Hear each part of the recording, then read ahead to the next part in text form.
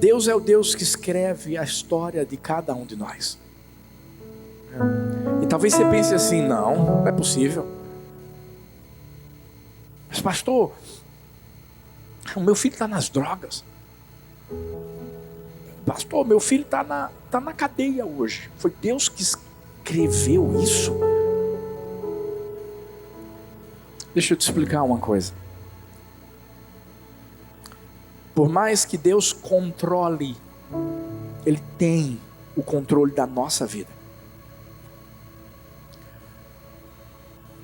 Mas Deus nos deu um grande presente chamado livre-arbítrio. Ele sempre nos deu a opção de escolhermos se nós vamos querer ir pelo caminho dele ou pelo nosso caminho. Entenda bem uma coisa, presta bem atenção. Cada história é única, porque nós somos únicos. Nós não temos histórias iguais, temos histórias parecidas. Por isso que uma história não pode ser imitada, pode ser inspirada. Porque existem pessoas que tentam se comparar às outras e acabam dizendo assim: eu quero que minha história seja igual a dele, a dela. Mas entenda que cada um vive processos diferentes. Mas quando uma história está sendo escrita, é porque ela está sendo escrita de maneira singular. E quando nós entendemos que quem escreve a nossa história é Deus, deixa eu falar uma coisa para mim e para você: Ele vai querer trazer um final feliz. Vou repetir isso.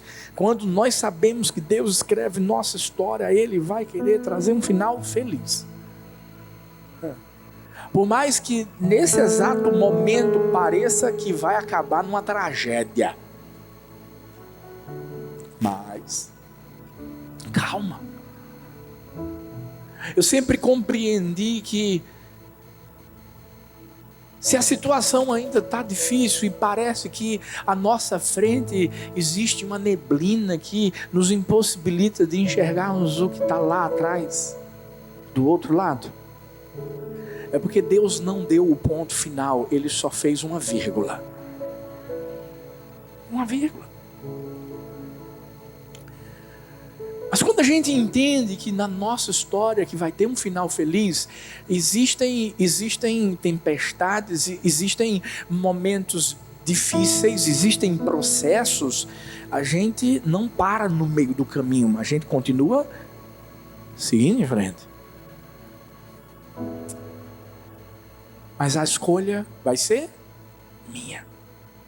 Fala para a pessoa que está perto de você: a escolha vai ser sua. Olha para a outra e diz assim: a escolha vai ser sua. Se existe algo no coração de Deus, é que Ele quer que a gente seja tudo que Ele quer que a gente seja, que a gente faça tudo que Ele quer que a gente faça. Por quê? Porque nós vivemos um propósito. Nós não vivemos apenas uma vida, nós vivemos um propósito. Eu quero que você entenda: que propósito é esse? Qual é o nível de vida que Deus quer, ou de história que Deus quer escrever na minha vida e na sua? 1 Pedro 2,9 diz que nós somos geração eleita. Vai pegando aí. Nós somos sacerdócio real. Nós somos nação santa. Nós somos povo exclusivo de Deus. Agora, presta atenção. Para anunciar as grandezas daquele que o chamou das trevas para a sua maravilhosa luz. Ou seja, quando Deus nos colocou aqui na terra, Ele trouxe sobre nós a sua realeza. Ele trouxe sobre nós a sua filiação. Ele nos elegeu nele. Mas com que propósito, pastor? Um único propósito. Nós temos que anunciar.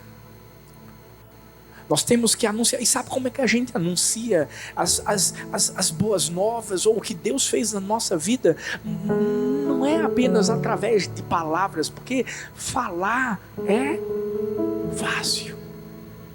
Vai ter eleição ano que vem. E tem muito político que fala e não faz nada. Porque falar é fácil. Você treinou um discursozinho ali de nada. Puf, falou, povo. Daqui a pouco, cadê? E você sabe qual é o propósito de Deus para a nossa vida? Na verdade é mostrar o que está aqui dentro, do lado de fora. Quando nossas histórias são escritas, o que o Senhor está dizendo é o seguinte: filho, eu quero que as pessoas vejam você e sem você falar nada, elas entendam quem foi que escreveu sua história. Quem escreveu a sua história?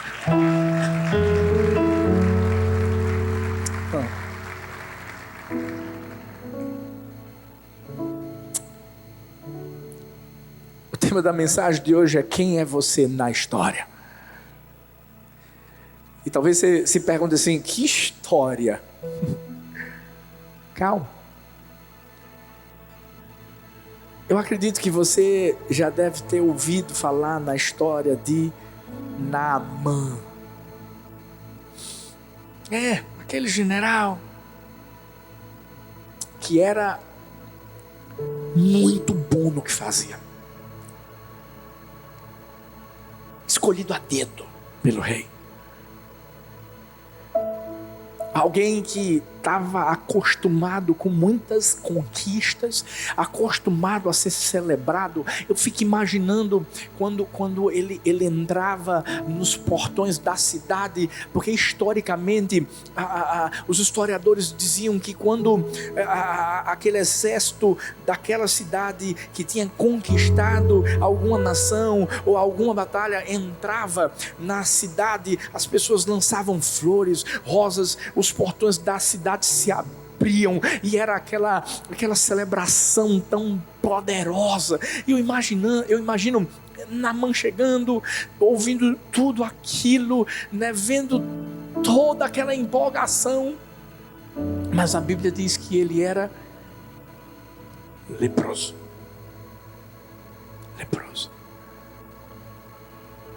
Por fora, as pessoas viam uma armadura poderosa, mas por dentro havia um coração doente. Às vezes é assim que as pessoas estão vivendo. Por fora, parece que está tudo muito bom, mas por dentro, onde ninguém, humanamente falando, pode ver, só Deus. Só você sabe como é que está lá. Essa história, a Bíblia fala que havia uma mulher, uma menina. Qual era o nome dela, pastor? A Bíblia não fala. Mas a Bíblia diz que ela foi tirada de Israel, foi levada para a Síria e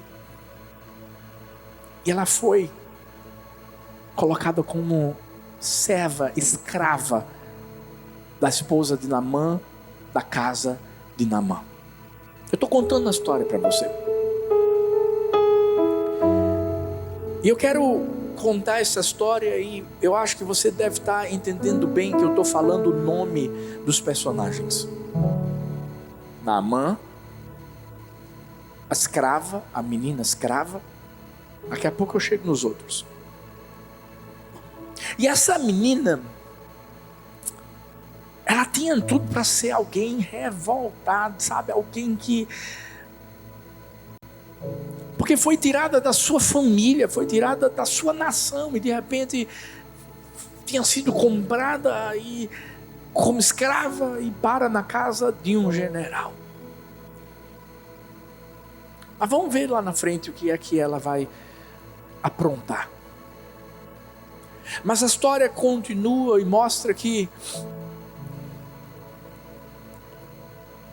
ela tinha percebido algo diferente na vida de Naamã. Sabe por quê?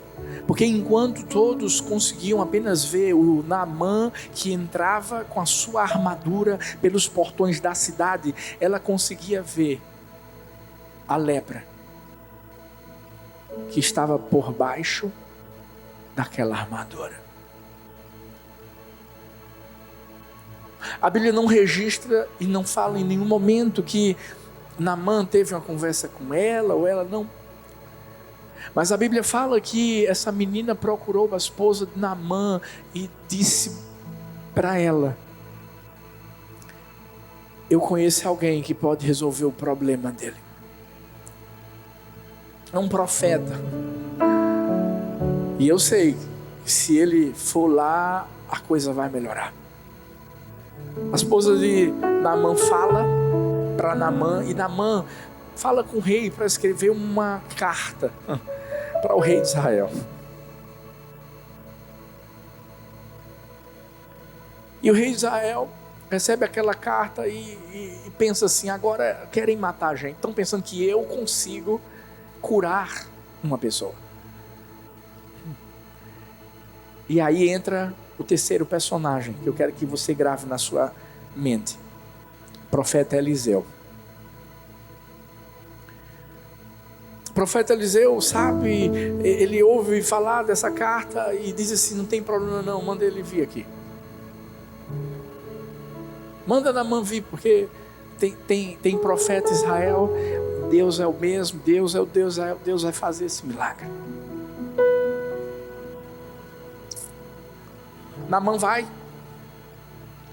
e quando chega lá, pensa que Eliseu iria apenas olhar para ele e dizer assim: seja curado. Você já parou para pensar?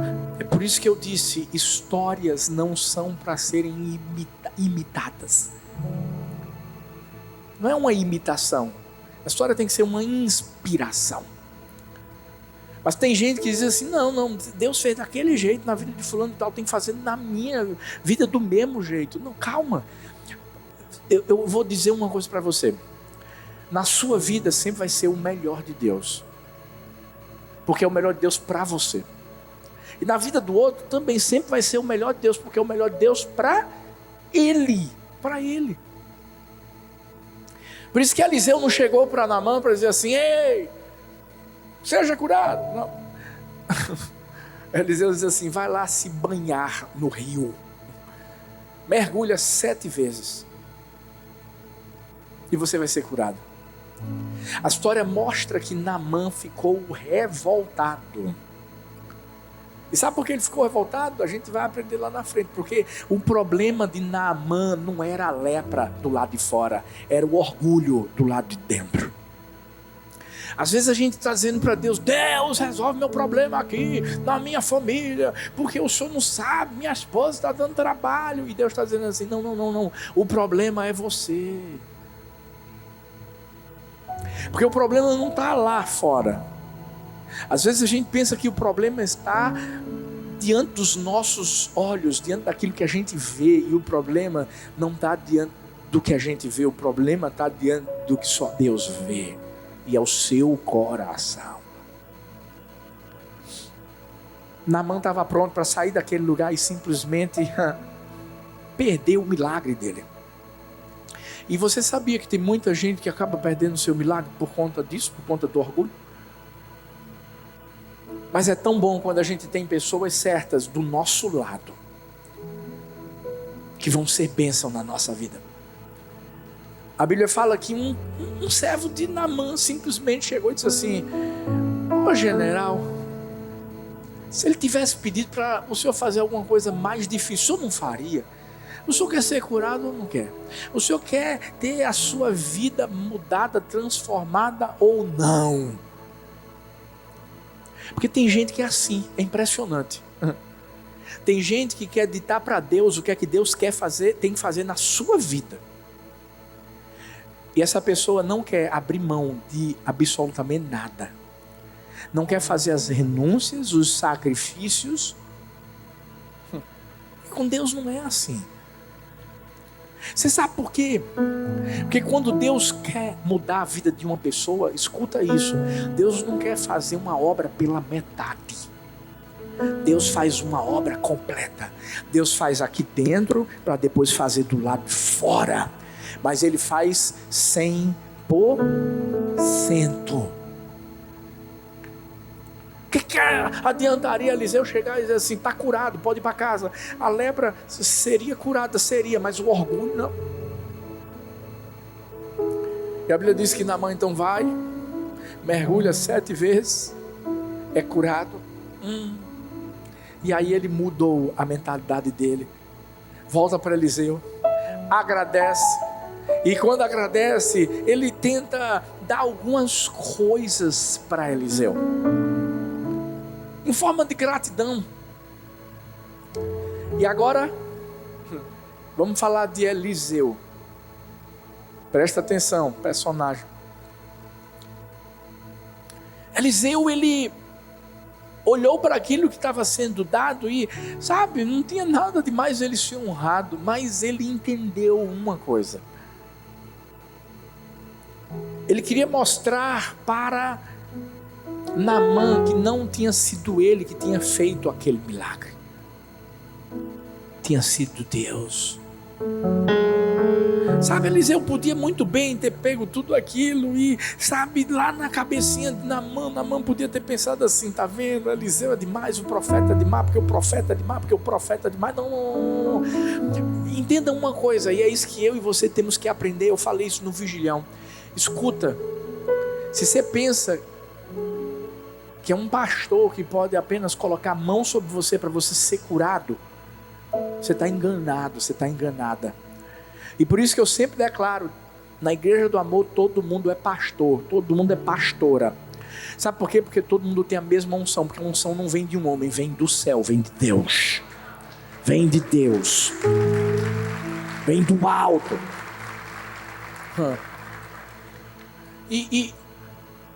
Sabe, Eliseu quis mostrar assim, calma, quem fez foi Deus. E Eliseu não recebeu aquilo que tinha sido dado a ele.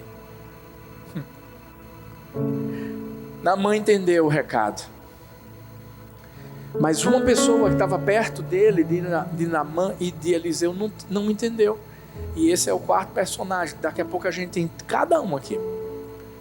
Quarto personagem, Geazi. Geazi era o servo de Eliseu. E por ser o servo de Eliseu, escuta bem, o que era de Eliseu era de Geazi.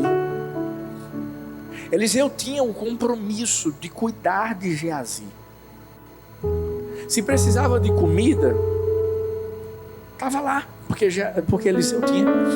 Se precisava de roupa, estava lá, porque Eliseu tinha. Mas os olhos de Geazi cresceram. Eliseu não recebeu o que tinha sido dado para Naamã. Mas ainda que tivesse recebido, se Deus tivesse dito para ele assim, ei filho, pode pegar. Você sabe qual foi o erro de Geazi? Infelizmente é que tem muita gente que quando vê Deus abençoando a vida do outro, fica de olho grande. E às vezes diz assim, mas eu estou tão perto porque eu não recebo a mesma coisa que ele recebe. E isso, eu estou falando no geral. Às vezes no seu trabalho, você infelizmente está com inveja daquela pessoa que está acima de você. E você não entendeu que o teu tempo ainda não chegou. Eu posso te mostrar um princípio que vai mudar a sua vida? Fica na tua. E espera a Deus te promover. O problema é quando a gente tenta se promover, porque Geazi viu que Eliseu não recebeu. Uau! Como é que ele não recebe? deixa, eu vou agora dar o meu jeitinho. Eu acho que Geazi era brasileiro. Tenho quase certeza. Porque ele pensou assim, vou dar um jeitinho agora. Sabe o que eu vou fazer? Eu vou lá, vou correr atrás de Naamã e vou dizer que o profeta mudou de ideia e está querendo aqueles presentes todos, tá? Tá. Beleza, ele foi. Falou com Naamã. Naamã acreditou em Geazi. Por que acreditou em Geazi? Porque Geazi estava perto de Eliseu. Mas deixa eu te dizer uma coisa, nem todo mundo que está perto do profeta é confiável. Nem todo mundo que está na igreja é confiável. Você sabe por quê? Porque infelizmente tem muita gente que está dissimulando e dentro do coração, às vezes está dizendo eu te amo, mas está com a faca para pum.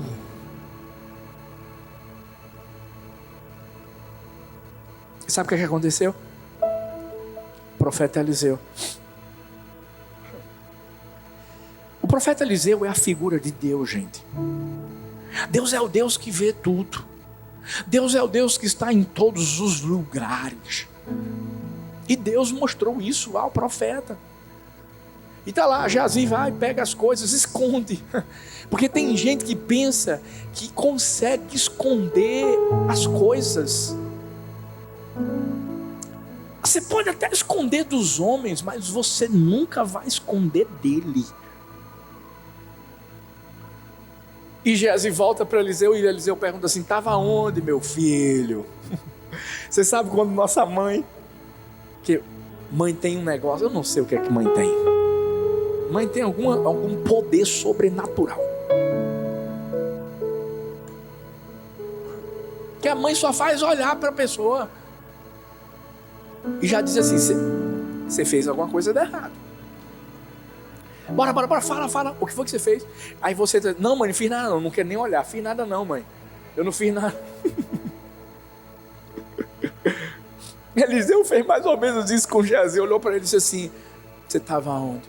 Ah não, eu estava aqui, sai não, e meu Deus, e o meu espírito que foi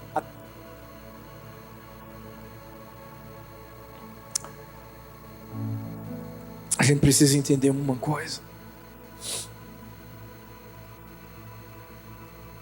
Eu sei que você vai me compreender, mas existe um BBB no céu. 24 horas.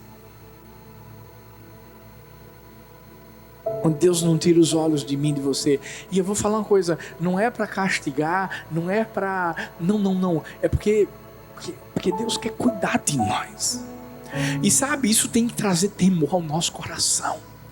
Sabe, toda vez que a gente for tentado contra Deus, a gente tem que pensar assim, peraí, Deus está vendo.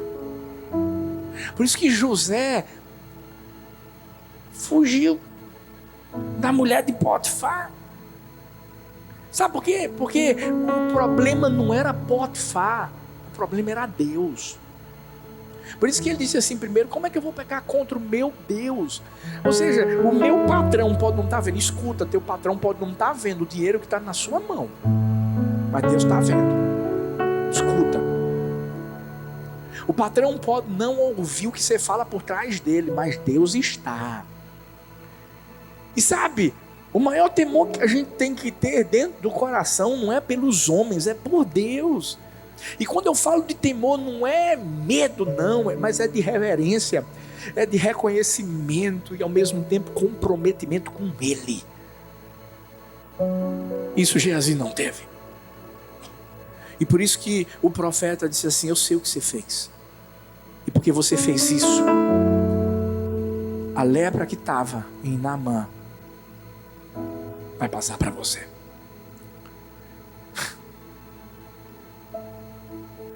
Para pensar. Agora, o problema que estava em Naamã se tornou o problema que estava em Geazi. Por mais que ele estivesse perto de um profeta, perto de Deus, ele se tornou leproso. Muitas vezes, filhos, aquilo que a gente pensa que é uma bênção vai se tornar uma maldição na nossa vida.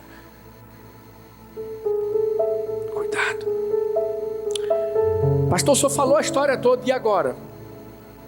Deixa eu te explicar. Porque essa mensagem é quem é você na história. Na vida da escrava, nós vamos encontrar uma característica linda. Ela tinha compaixão. Engraçado, porque ela tinha tudo para ser uma mulher ferida. E quando você é ferido, você fere. Geralmente é essa a lógica. Mas ela não. Ela entendeu que por mais que tivesse sido tirada da sua nação, por mais que ela tivesse sido colocada de lado e se tornou uma escrava. Gente, só para você ter ideia da desvalorização que havia por parte dessa menina, nem nome ela tinha. E nome na cultura judaica mostra, sabe o que? Quem você é. O nome na cultura judaica traz valor a você. Por isso que era Abrão e se tornou Abraão.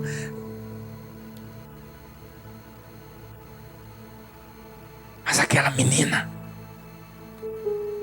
nem nome foi relatado. Aquela menina, quando foi tirada da sua nação, você está pensando que ela recebia salário? Você está pensando que ela foi lá para a Síria para trabalhar e ter uma vida digna? Não, não recebia nada, ela é uma escrava.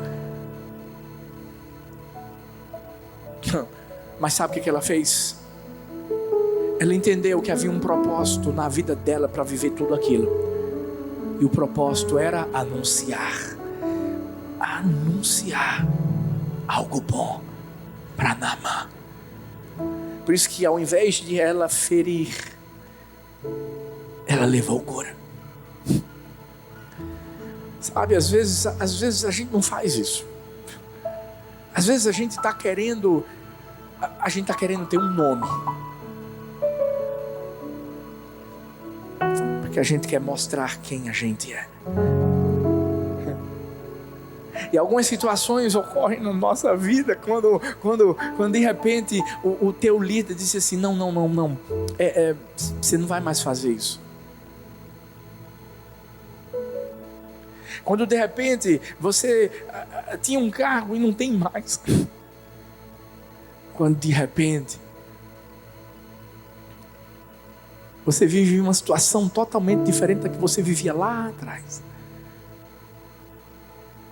Aí o que a pessoa faz? Fica de cara emburrada, porque Deus está fazendo isso comigo.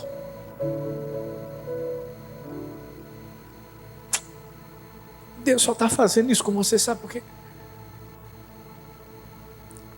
Porque Ele quer que você, lá na frente, ensine às pessoas o certo, não o errado. Compaixão. Alguém te feriu? Não fere não. Alguém bateu na sua face? Vira outra. Alguém falou mal de você? Não fala mal não. Abençoe os que te perseguem. Não amaldiçoe. Abençoe. E não faça nada pensando em eu quero minha recompensa. Porque a história aqui não fala mais da menina. A história não vai dizer assim: e aí Naamã voltou para casa, se encontrou com a escrava e disse: agora você está liberta. Na verdade, ela nunca esteve presa. Ela já era livre aqui dentro. Porque tem gente que está caminhando, está andando dentro da igreja, mas está preso aqui dentro. Quem é você na história? Talvez você diga assim: pastor, eu sou essa menina, eu já passei por tanta coisa, eu só não tenho ideia. E olha, eu tive oportunidades, sabe? Eu tive oportunidades para Mas eu aprendi a perdoar. Eu aprendi a esquecer. Eu aprendi a deixar tudo nas mãos de Deus. Continua assim. Sabe por quê? Independente, e essa é a lição que é mostrada aqui, independente de a gente não saber, sabe, o fim, e a Bíblia não menciona nada sobre essa menina, mas eu sei, lá no céu, ela já está sendo honrada. Você não entendeu? Essa é a maior honra que ela teve. Não foi o que ela ganhou na terra, foi o que ela ganhou no céu. No céu. Compaixão. Mas quando a gente falou de Naamã, qual era a característica da vida desse homem, gente? Orgulho, prepotência. É impressionante porque tem gente que está na pindaíba, tem gente que está na prova, tem gente que está na luta, tem gente que está leproso, mas ainda assim quer mostrar que é alguma coisa. Não é melhor você se humilhar, meu filho? Ei, para e pensa comigo. Não é melhor você se quebrantar e entender que é justamente esse seu orgulho que está fazendo você se afundar cada vez mais? Ei. O orgulho nos leva para o lugar mais longe do mundo, para o inferno. E esse lugar é o lugar que é longe da presença de Deus. É para o inferno que você e eu queremos ir? Claro que não. Mas sabe o que é que acontece? Tem muita gente que, infelizmente, já está vivendo o inferno na terra. Por quê? Por causa do orgulho. Por causa da prepotência. Entenda que quem sabe tudo não é você, é Ele. Então, não deixa apenas Deus ter o controle da sua vida. Toma a decisão certa. Talvez tem muita coisa que Deus já disse para você lá atrás. Faz isso, faz aquilo. Não faz isso mais não. Volta aqui, você errou aqui, agora vai e pede perdão. Sabe o que é que você fez? Nada. E até hoje você está leproso.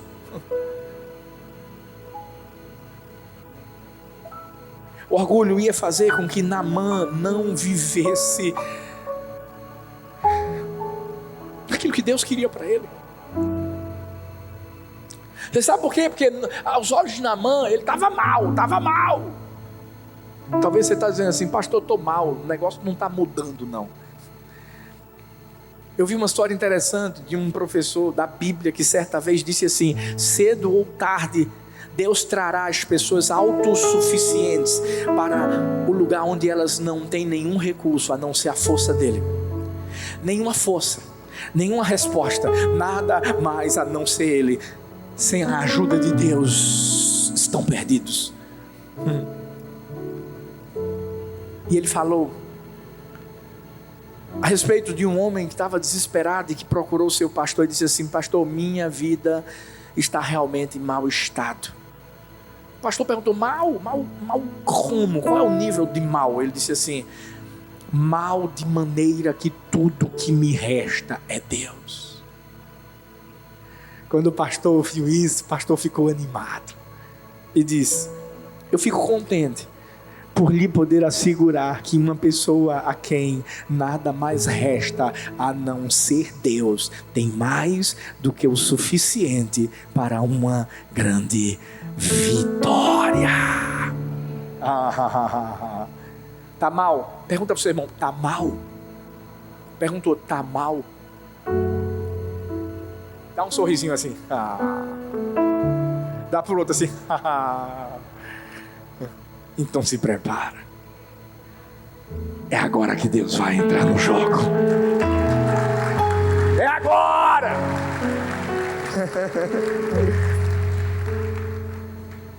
O que é que eu faço, pastor? Seja humilde, meu filho. E é isso que a gente vai encontrar na vida de Eliseu: humildade. Porque quando Naamã chegou para ele para dizer assim: toma a recompensa, é tua. Eliseu pensou assim: esse cara vai pensar que fui eu que fiz o negócio. Não. Naamã, vem cá. Não quero o que é teu, não. Porque eu quero que você entenda, Naamã, que eu fui só um instrumento.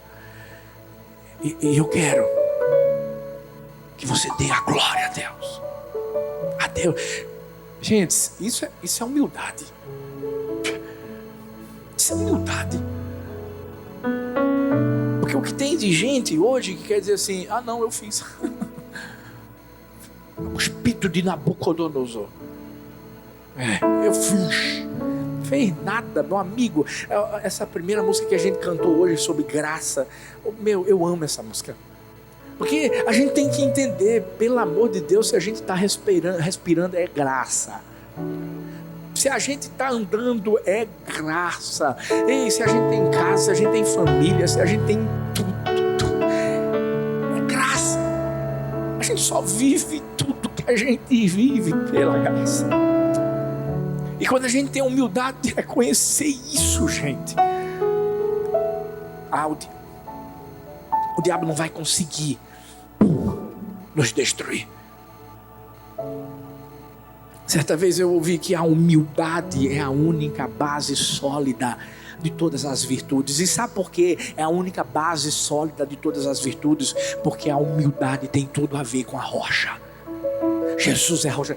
Para pensar, Jesus sai do céu, vem para a terra e ele vem como homem.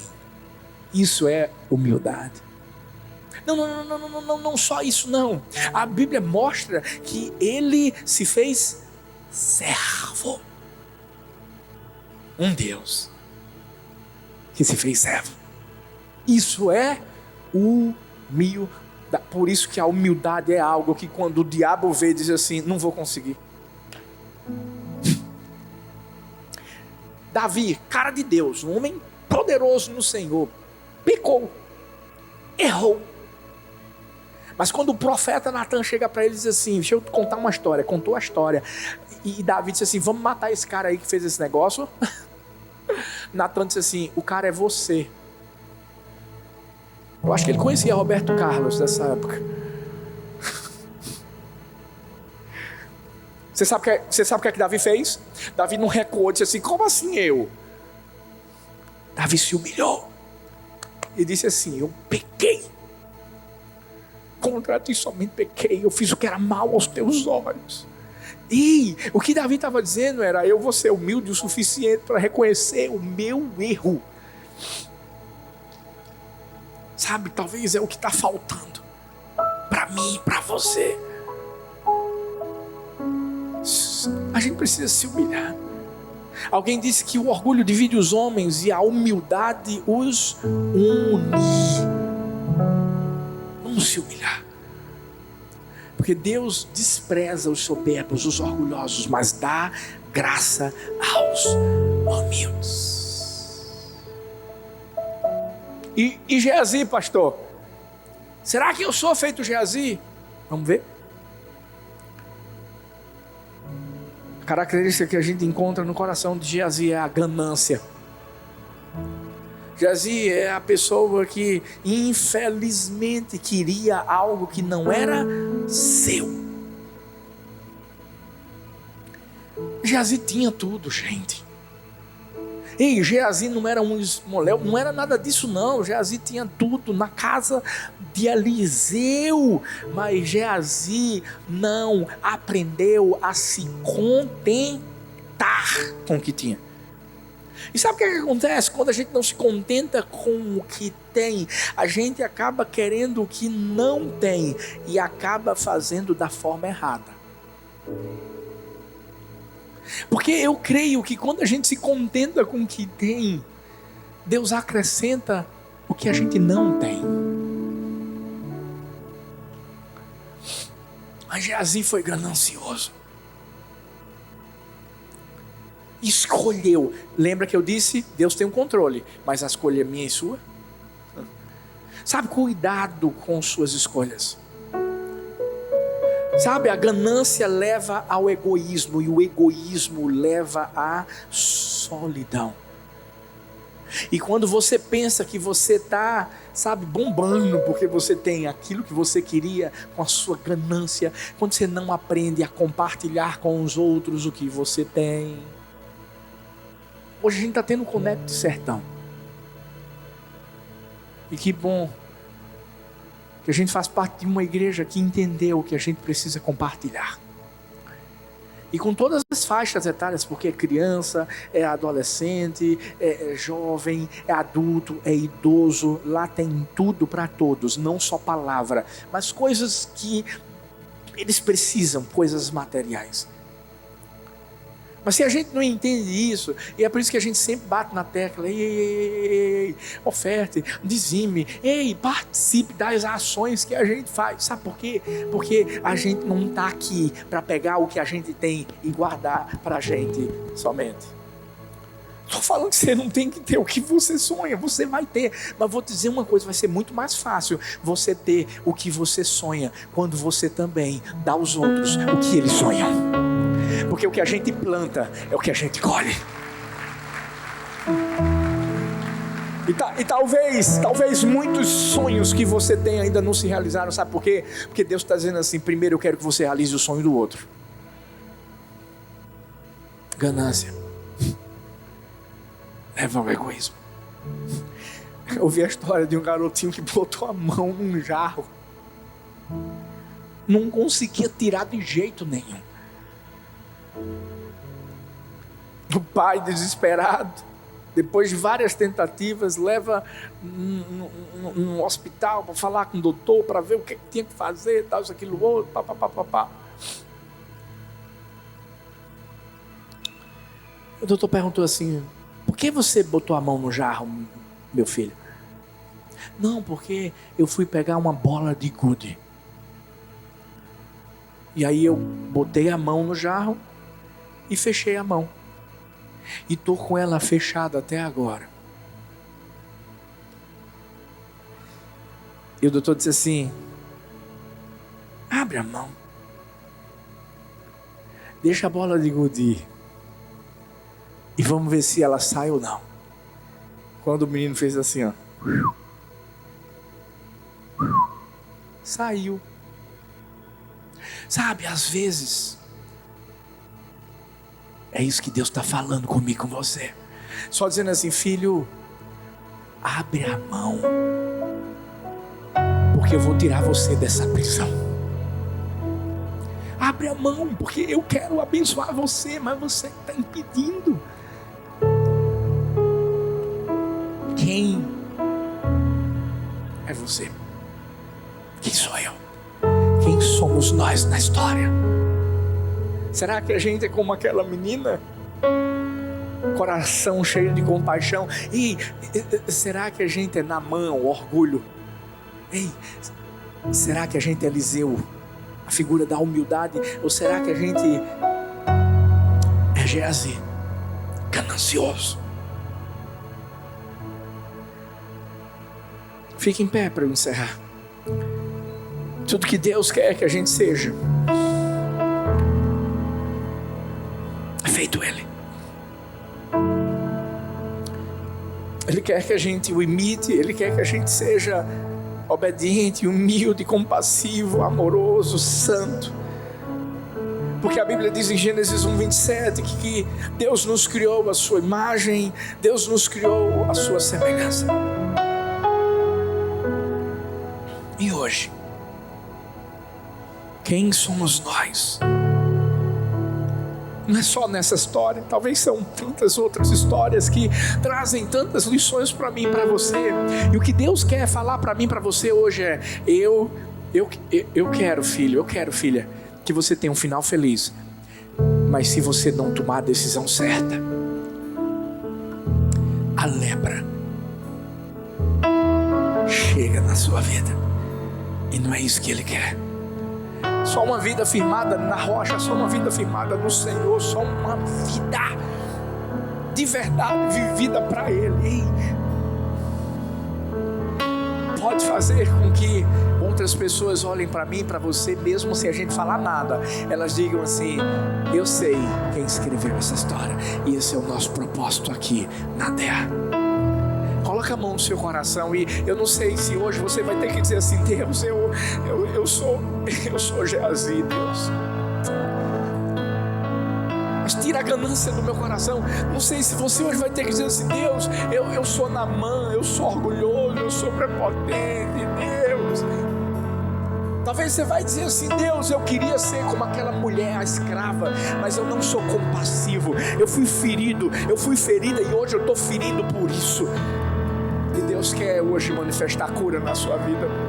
Talvez você vai dizer assim: Deus, eu quero ser como Eliseu, eu quero ser humilde. Fala com Ele agora, porque eu tenho certeza de que Ele já falou com você. E eu declaro hoje: tem uma nova história que vai ser escrita na sua vida. Ora ao Senhor, vai lá.